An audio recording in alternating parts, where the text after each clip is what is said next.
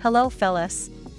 Welcome back to Top 5 Choices. This is Haley from Top 5 Choices, and I hope you all are doing good. In today's video, I am going to do a detailed review and pick the top 5 best external hard drives, 2022. After doing proper researches, we came to the conclusion that meets the best in terms of overall. Kindly leave a like if you find this helpful, and I'd appreciate if you subscribe to my channel and turn on post notifications if you haven't. We will be also providing affiliates link to purchase from Amazon. Kindly use it for best offers and purchase from anywhere in the world. We'll be back with more videos. If you are in the market for a backup drive, Seagate's Backup Plus series of external HDDs may already be on your shortlist. But with so many options, it can be hard to navigate which one is best for you. Seagate's Backup Plus series alone is split into 3 product groups, sorted by capacity and feature options, which can be a bit confusing if you're a storage newbie. And even if you know what features you need, you could miss out on something a feature worth considering and not know it too.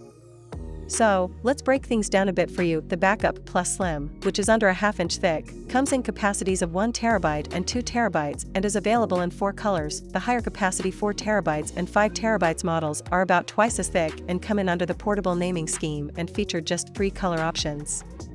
These are your average run-of-the-mill 2.5-inch 5400 RPM external HDDs. Their performance is rather normal for an external 2.5-inch HDD, and with USB 3.0 connectivity, they cover most people's needs. But, alongside the slim models, Seagate has released the Ultra Touch. One of the best external hard drives you can get, the Ultra Touch has 2 distinct features, 3 if you want to include the textured finish, but we don't warrant that as much of a buying factor to consider, as much as Seagate may want us to. Included with the drive is one 18-inch USB Micro B to USB Type-A cable for broad compatibility and the USB-C adapter. This means it should also work with most Thunderbolt 3 ports, which can switch into a USB-compatible mode from the factory. The Ultra Touch comes pre-formatted as exFAT so that it is both PC and Mac compatible. Preloaded on the drive are a warranty document and a quick start application, which helps you get started on the company's value-add software. Toolkit is the backup and utility software. WD has given the plastic/metal combo from the previous generation a different design, fusing modern anodized metal and textures, in either a dark blue or a silver finish. There's a white activity light which indicates that the device is active, idle, or in standby, and you get a USB Type-C connector, USB 3.1 Gen 1, plus a cable and a Type-C to Type-A adapter.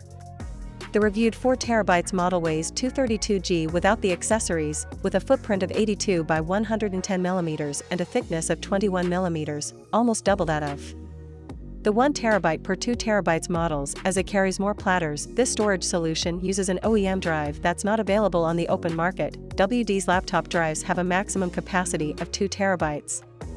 You can buy it, WD-40NMZM, from eBay, but it will cost 4 times the price of the WD My Passport Ultra 4 TB portable drive. The laws of supply and demand at work. What we know is that this hard disk drive has 5 400 RPM platters, probably 2 of them, each with a 2 TB capacity, hence the increased thickness.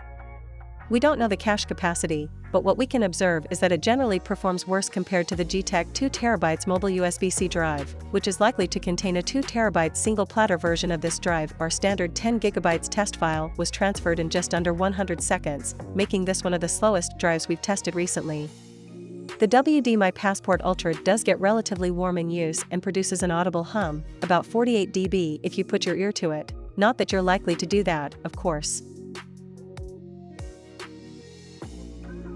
The SanDisk Extreme Portable SSD is not as compact as some of its competitors, like the Samsung T5 for example, but it is thin enough, at 8.85 mm, to slip comfortably into one's back pocket.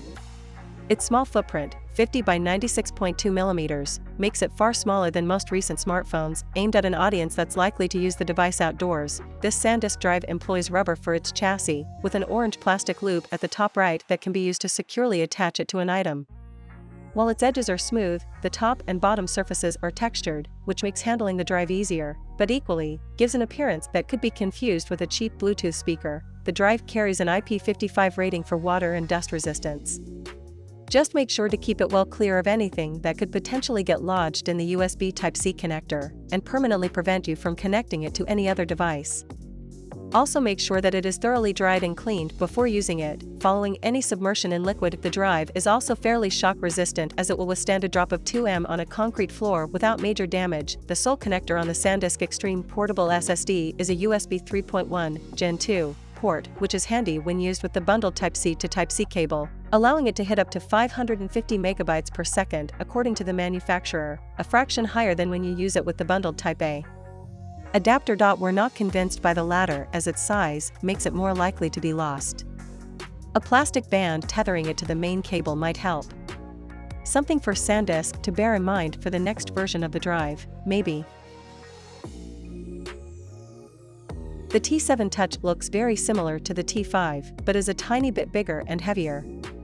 85 by 57 by 8.0 mm for a weight of 58 g for the former and 74 by 57.3 by 10.5 mm for a weight of 51 g for the latter. The hardware needed for the biometric feature explains the gain in weight. Samsung stuck with a solid aluminum unibody construction which fits very snugly in the palm of your hand. The LED square also lights up with a cool blue glow to keep the user informed of what the SSD is doing at a glance. There's a Type-C connector to which either of the two bundled cables can be connected. All in all, a very clean and straightforward product that is utilitarian while being pleasing on the eye. This is where the biggest difference between the T5 and the T7 and the T7 Touch can be found. Samsung has swapped the SATA-based SSD for an NVMe SSD behind the USB 3.2 Gen 2 bridge to offer up to significantly better performance.